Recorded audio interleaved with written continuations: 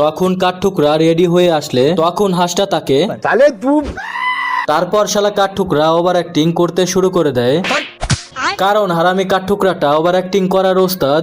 কিন্তু হাঁসটা তখন ধারাধার গুলি চালাইতে শুরু করে দেয়। শালা কাঠঠুকরার তো কিছুই হয় না, আসলে এই কাঠঠুকরাটার স্বপ্ন টিভিতে অভিনয় করার। তখনই সেই জঙ্গলে একজন ডাইরেক্টর চলে আসে, সেটা হলো এই হাঁসটা একটা টিয়া পাখির ছবি তুলতে গেলে টিয়া পাখিটা পাতার ভেতরে লুকিয়ে যায়। তখন সে অনেক সুন্দর একটা গোলাপি রঙের বক দেখতে পায়, বকটাও ছবি তুলতে চাচ্ছিল না। এদিকে আরো একটা বক গাছের নিচে ঘুমাইতেছিল, হাঁসটা দেখে এই পজিশনে তার ছবিটা অনেক সুন্দর আসতেছে, তখন সে জলদি করে তার সেটআপ লাগিয়ে দেয়। তারপর বকটাকে ভালোভাবে বসিয়ে নেওয়ার পর চুলটা ঠিক করে দিয়ে ছবি তুলতে গেলে কিন্তু তখনই সেই কাঠঠুকরাটা সেখানে চলে আসে। তারপর বকটার সাথে ওভার অ্যাক্টিং করতে শুরু করে দেয়।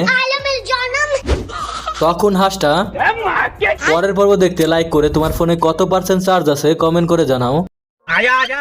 তখন কাঠঠুকরা রেডি হয়ে আসলে তখন হাঁসটা তাকে তারপর শালা কাঠঠুকরা ওভার অ্যাক্টিং করতে শুরু করে দেয়, কারণ হারামি কাঠঠুকরাটা ওভার অ্যাক্টিং করার ওস্তাদ।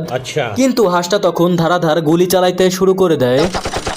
শালা কাঠঠুকরার তো কিছুই হয় না, আসলে এই কাঠঠুকরাটার স্বপ্ন টিভিতে অভিনয় করার। তখনই সেই জঙ্গলে একজন ডাইরেক্টর চলে আসে, সেটা হলো এই হাঁসটা একটা টিয়া পাখির ছবি তুলতে গেলে টিয়া পাখিটা পাতার ভেতরে লুকিয়ে যায়। তখন সে অনেক সুন্দর একটা গোলাপি রঙের বক দেখতে পায়, বকটাও ছবি তুলতে চাচ্ছিল না। এদিকে আরো একটা বক গাছের নিচে ঘুমাইতেছিল, হাঁসটা দেখে এই পজিশনে তার ছবিটা অনেক সুন্দর আসতেছে, তখন সে জলদি করে তার সেটআপ লাগিয়ে দেয়। তারপর বকটাকে ভালোভাবে বসিয়ে নেওয়ার পর চুলটা ঠিক করে দিয়ে ছবি তুলতে গেলে কিন্তু তখনই সেই কাঠঠুকরাটা সেখানে চলে আসে।